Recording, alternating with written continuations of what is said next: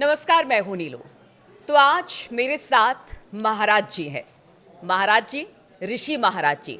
इनको कथावाचक कहे या फिर सोशल मीडिया इन्फ्लुएंसर कहे या फिर बहुत सारे लोगों के बीच में बड़े फेमस है। तो आज बिना देर किए इनसे बातचीत शुरू करते हैं, क्योंकि बातचीत बहुत सारी है। बातचीत सनातन पर होगी, हिंदुओं पर होगी, बातचीत भगवान पर होगी। तो शुरुआत ऋषि जी महाराज से। ऋषि जी, बहुत बहुत आपका स्वागत है और आप यहाँ पर आए, आपसे बातचीत होगी और जो दर्शक हमारे साथ जुड़े हैं वो भी आज आपको सुनना चाहेंगे। बहुत बहुत धन्यवाद बहन जी, आपका भी, जो आपने इतना समय हमारे लिए बहुमूल्य समय दिया।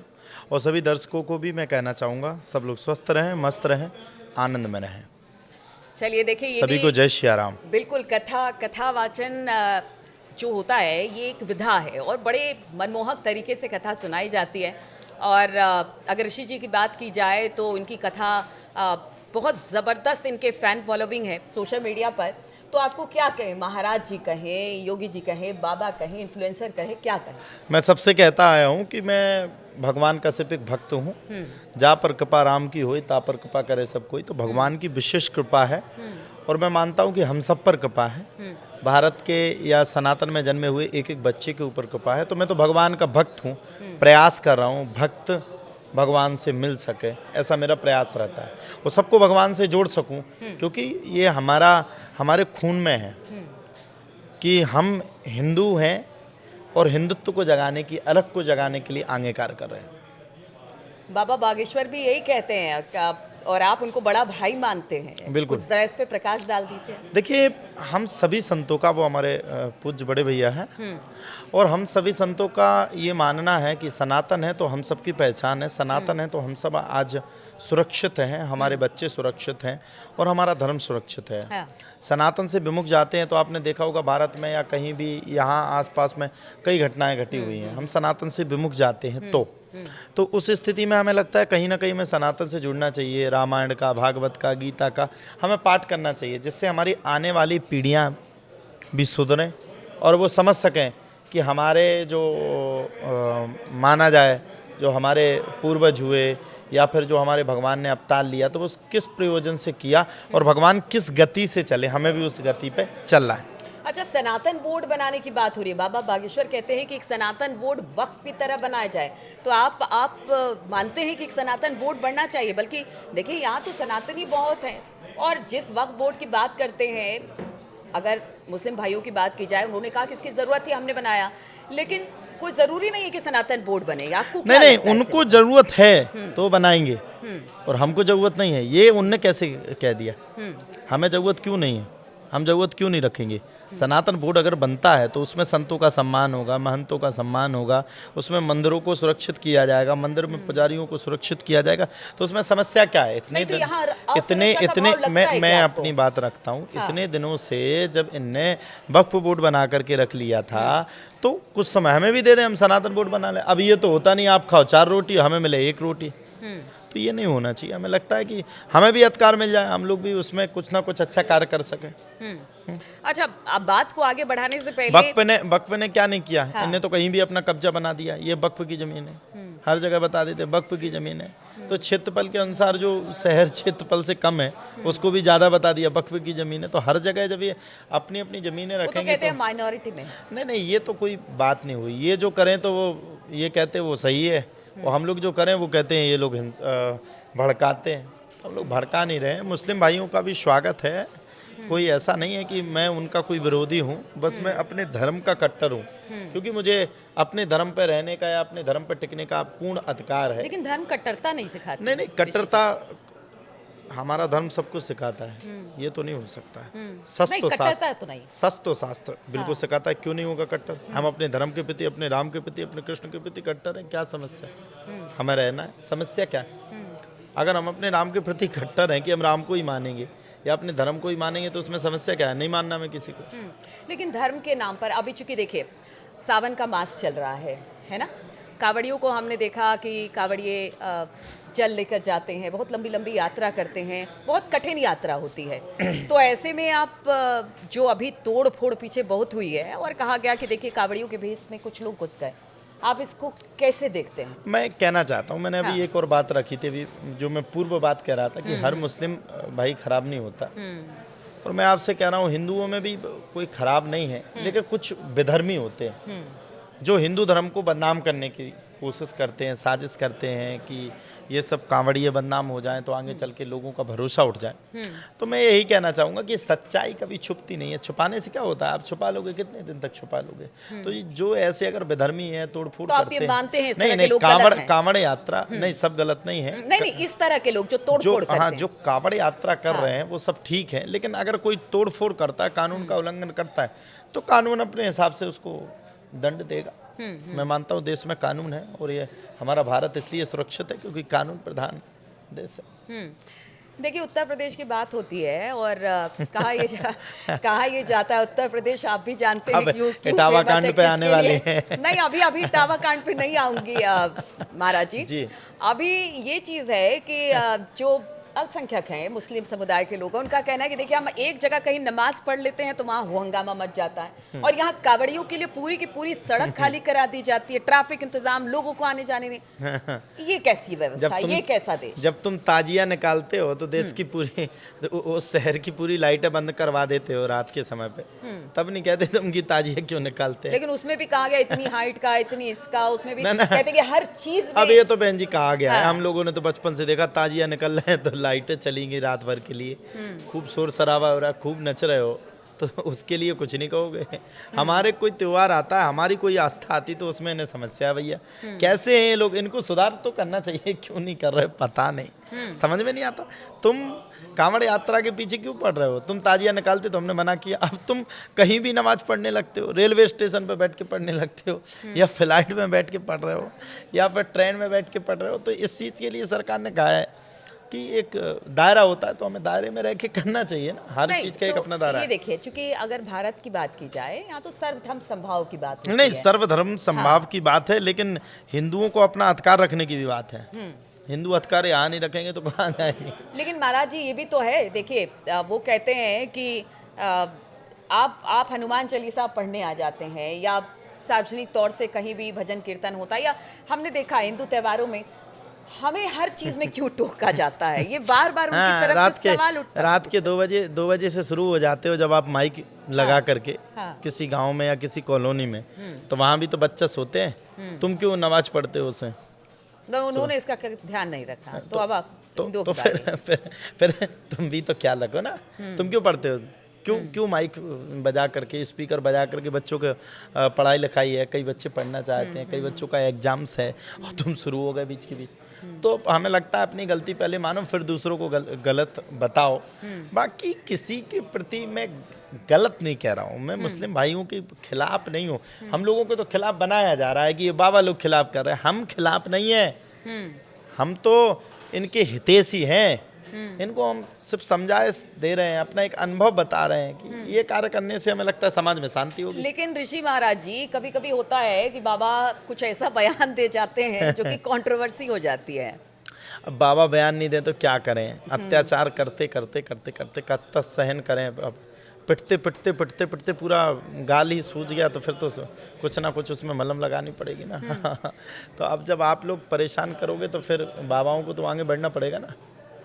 हम लोगों पे ऐसी फिल्में बना दी गई, हमारे धर्म पे ऐसी फिल्में बना दी गई, हमारे नए नए बच्चों को उन सब चीज़ों से दूर कर दिया गया, उनके दिमाग में वो चीज़ फीड कर दी कि मतलब हमारे धर्म को हर बार आप टारगेट क्यों करते हो? लेकिन एक चीज़ है, सोशल मीडिया इन्फ्लुएंसर आपके क्लिप्स हमने बहुत देखे हैं और लोग उसको देखते भी हैं, पसंद भी करते हैं। आज की युवा पीढ़ी को लगता है कि बताने की ज़रूरत है कि हमारा धर्म क्या है, सनातन धर्म क्या है। बिल्कुल। क्योंकि आज हमने एक बार फिर से देखा है कि युवा उस तरफ जा रहे हैं, उस तरफ आगे बढ़ रहे हैं। तो आपको क्या लगता है, इस वक्त बताने की ज़रूरत है युवाओं को? मैं यही कहना चाहता हूँ, आज के युवा को हम लोग जोड़ रहे हैं। अब 2020 के बाद जो युवा जागा है, पहले तो इन लोगों ने ये फिल्में बना करके, मैं इनसे पूछना चाहता हूँ सिर्फ हिंदुओं को टारगेट क्यों किया गया? मेरा पहला प्रश्न ये है, मुस्लिम भाइयों से या किसी भी समुदाय के लोगों से, मैं सभी से पूछना चाहता हूँ, सिर्फ हिंदुओं को टारगेट क्यों किया गया? अन्य धर्म को टारगेट क्यों नहीं किया गया? हिंदुओं के ऊपर ही फिल्में क्यों बनाएंगी? हिंदुओं की ही आस्था को क्यों ठेस नहीं तो बहुत पहुंचेगी? सारे लोग कहते हैं कि पहले से चीजें आ रही थी तब तो सनातन को खतरा नहीं था, आज इतना सनातन को खतरा पहले कैसे मैं हो अपना गया? प्रश्न करूंगा। हाँ, मैं बिल्कुल पूछना आप- चाहता हूँ हाँ। कि नए बच्चों को ये चीजें क्यों दी गई, नए बच्चों को ये क्यों सिखाया गया? मैं सरकार से भी निवेदन करना चाहता हूँ कि पहले जो जो पुरानी सरकारें रही, आज तो ठीक है, राम युग है और हमें लगता है कि सनातन को मानने वाली सरकारें हैं, तो हम पूछना चाहते हैं बच्चों को ये क्यों नहीं सिखाया गया कि सनातन क्या है? हम लोगों को तो स्कूल में नहीं सिखाया गया कभी भी सनातन क्या है। हमें तो ये सिखाया गया मुगलों का शासनकाल कब से प्रारंभ हुआ, मुगल कब आए अफगानिस्तान से, यहाँ कैसे पहुँचे, किस स्थिति में पहुँचे, अकबर का क्या है, कौन। तो ये हम कहना चाहते हैं, मैं उनका अपमान नहीं कर रहा हूँ, मैं उनका सम्मान कर रहा हूँ, लेकिन हमारे धर्म के लिए भी तो पूछना था ना कि लेकिन राम कौन है, महाराज जी, कृष्ण कौन है, आप- सनातन क्या है? ठीक है, पूछना चाहिए था कि नहीं? नहीं नहीं, ये बात ठीक है, लेकिन हमने आज से पहले तक अगर जैसे बहुत सारे लोग कहते हैं, और देखिए राजनीति को, हमें तो राजनीति और धर्म अब हमें एक तो ही साथ बहन हो जी, गए से- मैं एक मिनट आपको हाँ। पूर्ण करूंगा। हमें तो हमारे बाप से छुपाया जा रहा है। ये क्यों? हम जानना चाहते हैं हमारा बाप कौन है। आज के बच्चे जानना चाहते हैं हमारा ईश्वर कौन है। आज के बच्चे ये जानना चाहते हैं आखिरकार पूर्ण ब्रह्म सर्व ब्रह्म सर्वात्मा परमात्मा कौन है। तो ये भी तो होना चाहिए। अच्छा, आप परमात्मा के बताइए, साथ मानवता भी तो सीखनी चाहिए। मानवता तो हम लोग कभी हाँ। खराब करेंगे नहीं। हाँ। हम अभी भी आपसे कह रहे हैं ना कि मुस्लिम भाइयों का स्वागत है, मना थोड़ी ना करें। अब हुआ 144 वर्ष के बाद महाकुंभ, वहाँ कहते हो वक्फ की जमीन है। तो हमने फिर कहा, हमने कहा तुम्हारे अब्बा की जमीन नहीं, ये तो हमारे बब्बा की जमीन है, ये भगवान की जमीन है, ईश्वर की है। पृथ्वी किसकी है? अच्छा आप बताओ, पृथ्वी किसकी? तो घूम फिर के अब्बा पे ही क्यों? नहीं, अब्बा पे नहीं जा रहे हैं। और घूम फिर करके टारगेट तो वही करते ना, फिल्में तो उन्हीं ने बनाई ना। अच्छा चलिए, अब कभी महाकुंभ- उनने अपने उस पर बनाई है? मैं आपसे पूछना चाहता हूँ, उनने कभी किसी ने किसी दूसरे धर्म पर बना के देखो तो अभी समझ में आएगी। हिंदू बेचारे भोले हैं, भोले का मतलब ये थोड़ी ना है कि उनको टारगेट करते रहो। ये क्या बात हुई? क्यों बनाई आपने फिल्में? ये क्यों आपने गलत किया? हमारे आस्था को क्यों ठेस पहुंचाई? क्यों? हमारे बच्चों को कुछ सिखाया भी नहीं गया, सब कुछ तुमने अपना ही शुरू किया। तो कोई भी गीत आता है उसमें तुम्हारा ही नाम आए, सब कुछ तुमने अपना शुरू किया, फिर वहां से चल के जो लास्ट बचा था तुमने मूवी बना दी, फिल्म बना दी, अच्छा, और उसको भी आदि फंसाना। बाबा बागेश्वर, आप अपने आप को बाबा बागेश्वर का अब बड़ा भाई मानते हैं, तो बाबा बागेश्वर नहीं, हिंदू राष्ट्र की बात करते हैं। वो हमारे बड़े भाई हाँ, हैं। वो बड़े भाई हैं, आप छोटे भाई हाँ, हैं, हाँ। तो वो तो हिंदू राष्ट्र की बात करते हैं। तो क्या इसी परिकल्पना के साथ आगे बढ़ा जा रहा है क्या? मैं आपसे पूछना चाहता हूँ, आप दुबई जाइए तो वो किसका राष्ट्र है? मुस्लिम कंट्री है, उसको मुस्लिम देश का मुस्लिम कहा जाएगा। वहाँ पे हिंदू भी तो रह रहे हैं, सब तभी लोग तो रह रहे हैं। दुबई और पाकिस्तान से अंतर है भारत, आप समझिए, है कि नहीं? आप समझिए। हाँ। अब हम हिंदू राष्ट्र, अगर महाराज जी पूछ रहे हैं तो हिंदू राष्ट्र में ये थोड़ी ना उसमें कह रहे हैं महाराज जी कि हम हिंदू राष्ट्र बनाएंगे तो मुस्लिम भाइयों को भगा देंगे। नहीं, सबका स्वागत है। हमारे जैन धर्म के रहेंगे, सिख हैं, ईसाई हैं, ये तो हमारे भाई हैं, और मुस्लिम धर्म के लोग भी रहेंगे, लेकिन हिंदुओं को एक उनकी नैतिकता और अधिकार मिल जाएगी। अच्छा, हिंदू राष्ट्र हम यहाँ नहीं बनाए तो आप बताओ कहाँ बनाए? आखिरकार हिंदुओं को टारगेट क्यों?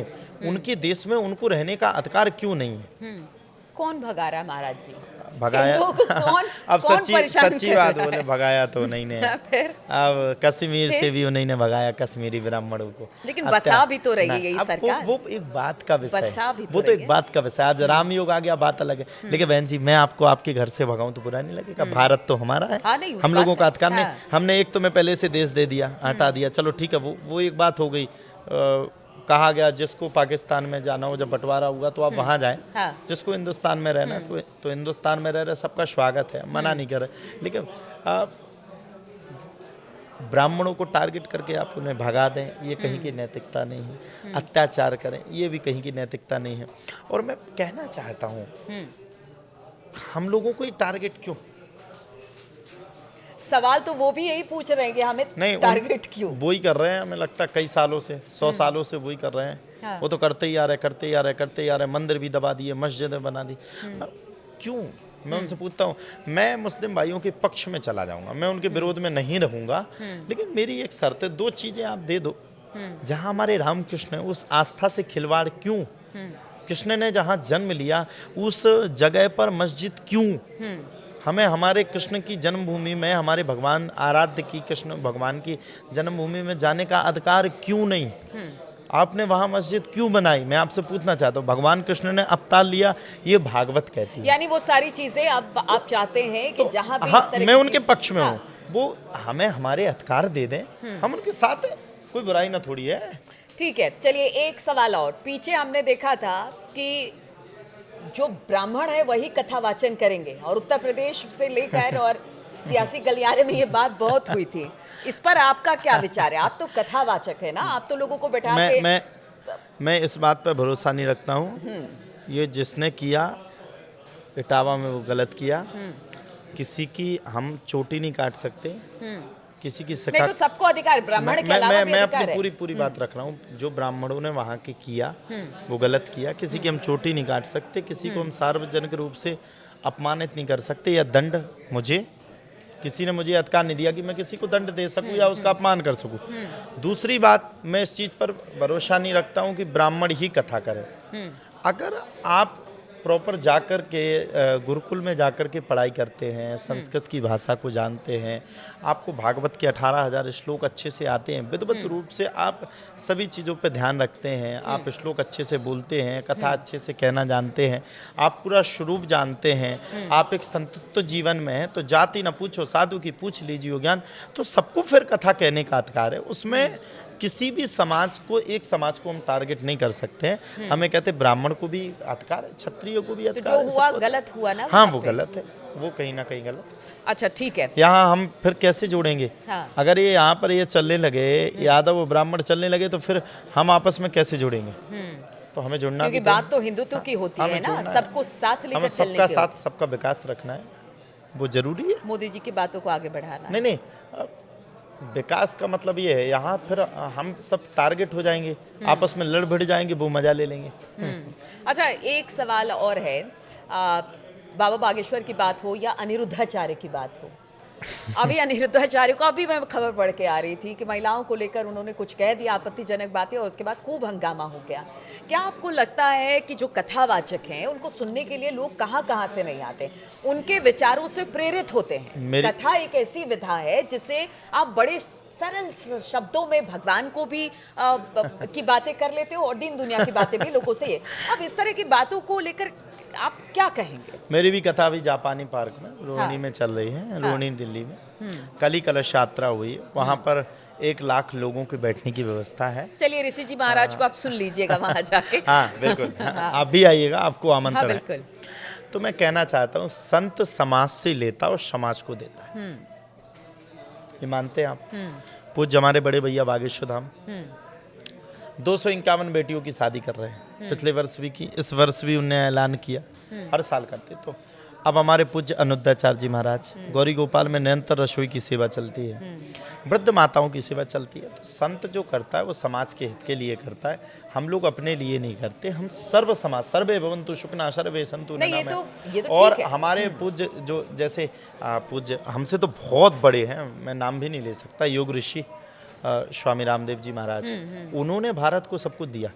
योग से लोगों को निरोग किया, योग से निरोग किया। कई ऐसे लोग जो कैंसर से पीड़ित थे, या जो नहीं, आप मेरे सवालों पे नहीं आ रहे मैं पूरी समाज पे आ रहा हूँ, मैं पूरा ही प्रश्न आपको दे रहा हूँ, उत्तर दे रहा हूँ। तो संत जो समाज से लेता है वो देता है। आज योग से निरोग किया स्वामी जी ने पूरे संसार को। हमने अपने देसी जो हमारे यहाँ प्राकृतिक हैं, जो जड़ी बूटियाँ हैं, उनको अपनाया, हम भी अपनाते हैं। 4 बजे हम भी उठते हैं, हम भी योग करते, तो आज हम भी फिट हैं। तो हम कहना चाहते हैं, मुझे तो पता नहीं कि किसका अपमान किया पूज्य हमारे अनुद्धाचार्य जी ने, लेकिन मुझे लगता है कि वो ऐसे व्यक्ति नहीं है कि किसी का वो अपमान करें। वो बेचारे सहनशील हैं, वो तो बहुत शांत धनी सहनशील है, मैं उस पर नहीं जा रही, लेकिन जो बयान वो गाहे बगाए देते रहते हैं, कौन सा? वो विवादों में। कौन अब एक सा? महिलाओं को लेकर कौन उन्होंने सा? शादी की उम्र को लेकर कुछ कह दिया। ठीक है, आप समझिए, आप समझिए, जैसे ऑन कैमरा पे बैठे, हाँ। आपसे भी गलती हो जाएगी, हमसे भी हो जाएगी, हाँ। या किसी से भी, आपसे तो नहीं होगी, आप क्योंकि इसमें माहिर हैं, लेकिन हम भी माहिर हैं।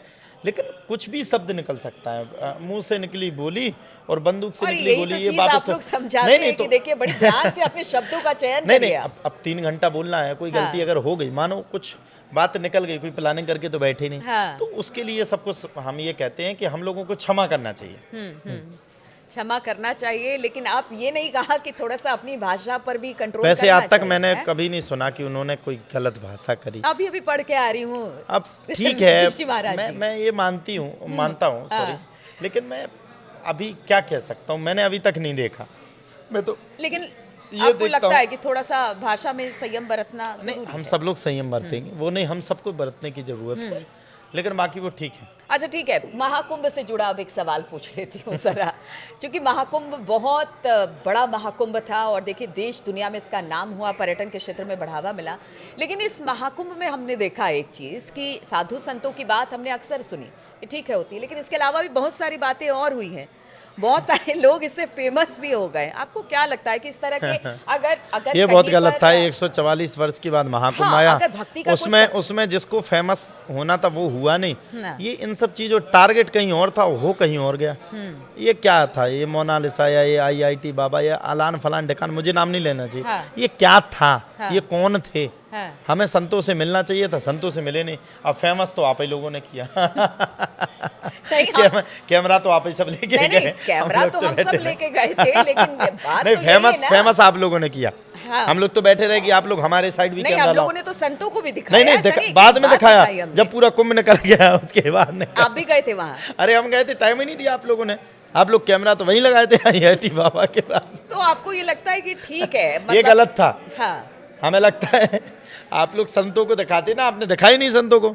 अच्छा, अब आपने जिसको दिखा दिया, लोग वही। इस बात का मलाल है। हाँ, मुझे तो है, अच्छा, मैं नहीं देखा ना। तो आप सोच, अरे नहीं नहीं, मुझे मलाल नहीं है। मेरा कहने का मतलब ये है, 144 वर्ष के बाद पूर्ण महाकुंभ आया था, संतों के दर्शन करने थे, महात्माओं हाँ। के दर्शन करने थे। इन सब चीज़ों में ना भटक करके हमें उस कुंभ का पूर्ण लाभ लेना था। जो 144, अब पता नहीं 144 वर्ष के बाद तो हमें आपको रहना नहीं है, बूढ़े हो जाएंगे तब तक तो हम तो हो ही जाएंगे। सभी हो जाए। आप तो बड़े कम उम्र के हैं। कितना उम्र भी जरा बता दीजिए, कितने 25 उम्र में साल, आपने? 25 वर्ष। 25 साल। और 24 आपने जून को कथा 25 वाचन कब से शुरू किया था? 13-14 साल से। 13-14 साल से। आपने कहाँ पर कथा वाचन सीखा, कहाँ से मैं सीखा, वृंदावन क्या? में रहा, बचपन से ही वृंदावन में रहा, वहाँ पर मैंने कथा वाचन सीखा। हाँ। संतों की शरणागति में भी रहा हूँ, और कथा करते करते आज इतने वर्ष हो गए, देश विदेश में हर जगह जाता हूँ, कथा करता हूँ, हरी चर्चा सुनाता हूँ। अब एक सवाल लास्ट में और बस अब खत्म करूंगी। मुझे पता है कि जाना है महाराज जी को, इनका आज कथा वाचन का कार्यक्रम दिल्ली में ही रखा गया है। महाराज जी, जो इस वक्त प्रेजेंट सिचुएशन है हिंदू मुसलमानों को लेकर, इसको लेकर एक बात, जिस तरह से बहुत चर्चा हुई आपसे इस बारे में, लेकिन फिर भी अगर देश में अमन शांति बरकरार रखनी है तो सभी धर्मों का सम्मान करना होगा। सर्वे भवन्तु सुखिनः, सर्वे सन्तु निरामया, सर्वे भद्राणि पश्यन्तु, माँ काश्चित् दुःख भाग् भवेत्। हम लोग तो हमेशा कहते हैं शांति तो हम रखते हैं, दंगा तो वो भड़काते हैं। शांति तो हम आज भी रखें, हमारे मंदिर हमें दे दो, हम लड़ाई किसी बात की है ही नहीं। हाँ, हमारे अधिकार हमें दे दो, आप अपनी ज़िंदगी जियो, हम अपनी जियो, हम क्यों आप में समय व्यतीत करें। और हमें लगता है हम मुस्लिम भाइयों को भी टारगेट नहीं कर रहे, लेकिन अधिकार सो अपना लेंगे, वो हमारा अधिकार, और जरूर लेकर के रहेंगे, क्योंकि हम अपने कृष्ण को देखना चाहते हैं, अपने भगवान भोले बाबा को भी देखना चाहते हैं। और रामलला स्वागत तो यही से शुरू होती है। आप वो ये बताओ, कहते राम हैं- मंदिर बना तो अच्छा रहा कि नहीं? नहीं, अयोध्या में राम नहीं रहेंगे, कहाँ रहेंगे? लेकिन नहीं, अयोध्या में राम रहेंगे, मथुरा में कृष्ण नहीं रहेंगे तो कहाँ रहेंगे? और भोले बाबा काशी में नहीं रहेंगे तो कहाँ रहेंगे? तो हमें तीनों का सम्मान करना है, बस सीधी सीधी बात है। और तीनों का सम्मान करके रखना है, क्योंकि हमारे हिंदू धर्म की पहचान है। हम विदेश में थोड़ी ना मांग रहे हैं। अच्छा, एक जाते जाते सवाल, देखिए बहुत सारे लोग ऋषि महाराज जी के कथा सुनने आते हैं। आप पर्ची वर्ची भी निकालते हैं बागेश्वर बाबा की तरह? अब वो हमारे पूज्य बड़े भैया हैं, और मैं भी ये निकालता हूँ। पर्ची का क्या कॉन्सेप्ट है? नहीं, 10 वर्ष से निकालता हूँ, वो तो हाँ। हमारे पर्ची आदि कैसे- आदि काल से निकला है। हाँ। ऐसा नहीं है, वाल्मीकि जी ने भी रामायण लिखी है तो भगवान हाँ। राम के ही सामने लिखी थी पूरी। हाँ, तो ये तो हमारे आदि काल से उन लोगों के ऊपर ये जो कहते हैं कि हिंदू नहीं होते, धर्म नहीं होता, ये सब बेवकूफ़ बनाते, तो उन सबको सिखाने के लिए कि आज भी हिंदू धर्म जागृत है। तो ये कब कहाँ से, क्या भगवान ये की तो कृपा है बचपन या से ही क्या हमारे है? दादा गुरु की कृपा रही, हाँ, और भगवान की भी असीम कृपा है। हनुमान जी के भक्त हैं, उनको मान करके लिख देते, जो लिख देते वो सच हो जाता है। हमें लगता है आप सब पे कृपा है, हम पर विशेष कृपा इसलिए क्योंकि आप सब अपने लिए सोचते हैं और हम समाज के लिए सोचते हैं। चलिए, ये थे ऋषि जी महाराज जो कथावाचक हैं। बड़ी बेबाकी के साथ इन्होंने तमाम सवालों के जवाब दिए और साथ ही कहा कि देखिए, ये देश सबका है, लेकिन सम्मान हर एक धर्म का सबको करना चाहिए और इसी के साथ शांति बहाली हो सकती है। और साथ ही उन्होंने कहा कि अगर किसी तरह से सनातन की बात होती है तो उसमें बुराई क्या है। ऋषि जी महाराज, बहुत बहुत शुक्रिया आपका हमारे इस बहुत बहुत कार्यक्रम में धन्यवाद शामिल बहन। होने बहुत के बहुत लिए। तो फिलहाल इतना ही इस चर्चा में, रुकेंगे छोटे से ब्रेक के लिए।